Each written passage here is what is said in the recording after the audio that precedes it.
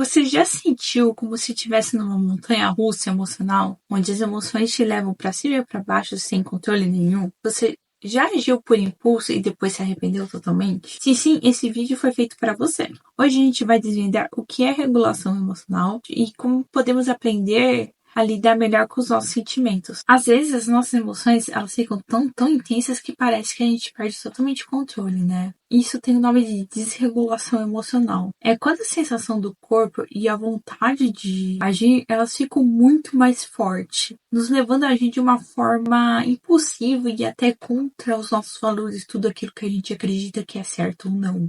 Mas a boa notícia é que existe a regulação emocional. Pensa nela numa capacidade, uma habilidade de influenciar a intensidade das nossas emoções e como a gente vai se expressar diante das emoções. Não se trata de não sentir, mas de aprender a navegar melhor nessas ondas emocionais. E se você quer regular as emoções, primeiro a gente precisa entender como a emoção funciona. Pensa numa receita de bolo, um prato.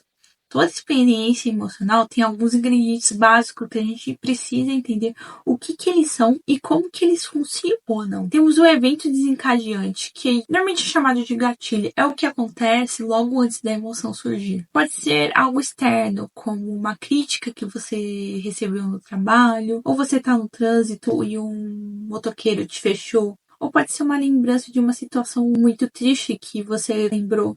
E daí existem os fatores de vulnerabilidade. Por que hoje aquela crítica do meu chefe doeu mais? É a sua sensibilidade individual, o seu estado físico de cansaço, fome, estresse acumulado. Ele influencia o quão vulnerável você está. Alguns gatilhos são tão fortes que afetam quase todo mundo, mesmo não tendo muitos fatores de vulnerabilidade. Mas às vezes tem um gatilho pequeno e pode gerar uma reação enorme se estivermos bem vulneráveis, tipo com privação de sono. Sempre tem uma interação entre esses gatilhos e esses fatores de vulnerabilidade. E uma coisa muito importante que você precisa entender: como você interpreta o gatilho muda tudo. O garçom que errou no seu pedido não foi descaso pessoal. Pode ter sido o cansaço dele. A sua interpretação da situação define a intensidade da emoção. Mas, assim, nem sempre a gente interpreta a situação de uma maneira errada. Algumas vezes aquilo que a gente interpretou é realmente que a situação ocorreu. E temos a reação do corpo. O coração ele dispara, as mãos suam, os músculos ficam tensos. Mas é curioso notar que em emoções diferentes a gente pode ter ações fisiológicas parecidas no corpo. Por exemplo, tanto na ansiedade como na raiva, o coração bate mais rápido. E temos impulso para agir. A emoção meio que te empurra para uma ação. A raiva, ela pode te impulsionar a discutir. O medo a fugir da situação. A culpa a pedir desculpas, reparar danos. É uma inclinação comportamental que a gente tem. Aí, outro fator importante para você entender são as consequências. É o que você faz com esse impulso. Você grita, você fica quieto. As suas ações e a forma como você expressa a emoção, eles podem trazer consequências boas ou ruins, imediatas ou a longo prazo. E uma coisa também muito importante, às vezes a gente tem sentimentos de uma emoção. Por exemplo, você pode sentir raiva por ter sentido medo de uma situação específica. É importante a gente reconhecer a primeira emoção, não a emoção da emoção. Se a gente valida a emoção errada, a emoção da emoção, pode estar dificultando a gente controlar a situação emocional. Ou seja, a emoção demora mais para baixar. Se você tá com muita raiva, demora mais para você se acalmar. Se você tá muito triste, você demora mais para ficar mais tranquilo. Agora que a gente entendeu toda a receita e a emoção, existem várias estratégias para a gente regular as emoções. Uma delas é a gente age antes da situação ocorrer. Sabe aquela reunião de família que tem aquele tio chato que fica fazendo comentários desagradáveis e você pode ficar nervoso e acabar insultando? Você pode evitar de ir nessa reunião de família. Ou você pode modificar a situação, que é sentar longe do tio quando for o horário da refeição. Por exemplo, se você tem muito medo de andar na rua, talvez você evite ver tantos programas que envolvem notícias de crimes urbanos. Outra estratégia de regular as emoções é você reduzir a sua vulnerabilidade. Cuide do básico, do sono, faça higiene do sono. Ela é muito importante. Reduza o acesso a telas antes de dormir. Cuidado tomar café muito tarde, perto da hora de dormir. Cuidado com cochilos longos à tarde, que isso pode afetar todo o seu ciclo do sono. Outro fator muito importante que você precisa ficar alerta é a alimentação. Obviamente, alimentos não saudáveis vão influenciar negativamente e alimentos saudáveis vão influenciar positivamente no seu humor. Também peço que você tenha cuidado com o uso de substâncias como álcool. O álcool, no momento que você utiliza aquele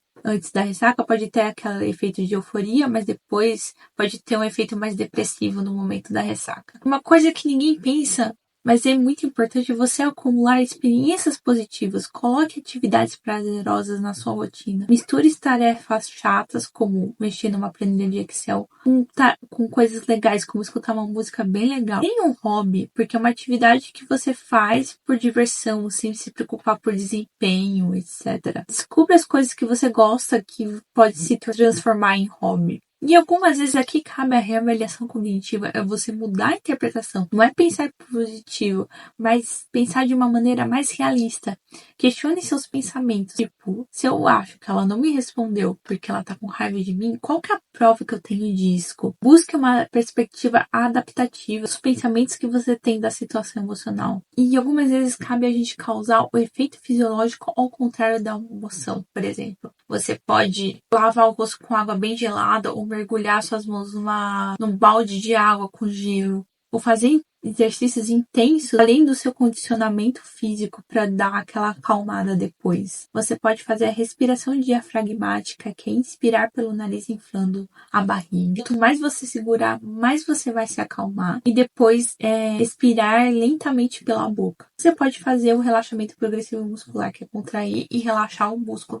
Mas essa estratégia é um pouco mais difícil, mas você pode fazer se você achar melhor. Na hora da emoção intensa, você pode mudar o foco da ação, usar uma distração. Por exemplo, se você tá com muita raiva, talvez você coloque aquela música do Spotify para tentar se acalmar naquele momento. Personalize essa lista com o que funciona para você. Se você sentir um impulso de fazer uma ação, algumas vezes a gente tem que parar mesmo que a gente está fazendo e se distanciar mentalmente da situação. Por exemplo, se eu receber um e-mail do meu chefe, talvez eu comece a responder ofendendo ele. Mas na hora eu tenho que parar na situação e pensar que será que eu tô fazendo correto mesmo? Meio que se distanciar como se fosse um anjinho seu falando das coisas que você tem que pensar antes de agir. E algumas vezes a gente tem que fazer uma ação oposta do impulso emocional. Se você tá com medo de se apresentar, age como se você tivesse o mais confiante para a apresentação. Se você tá com muita raiva, talvez você tenha que agir como se fosse a pessoa mais calma do mundo. Tipo, falar devagar, falar mais baixo, respirar.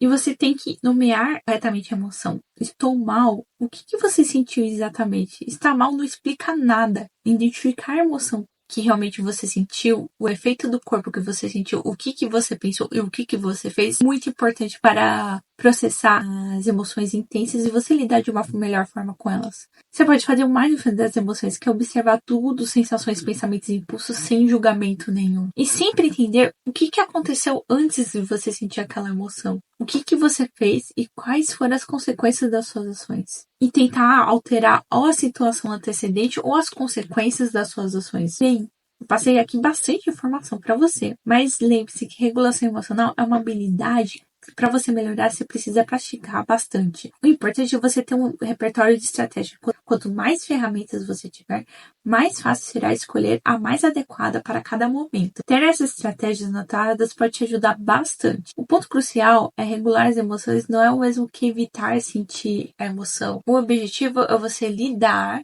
com as emoções para que elas não dominem sua vida. Então, deixa aqui nos comentários qual dessas estratégias você achou mais interessante ou você pretende experimentar. Muito obrigada por assistir meu vídeo. Se você gostou, deixa um like e se inscreve no meu canal. Eu sou Cris, eu sou psicóloga clínica.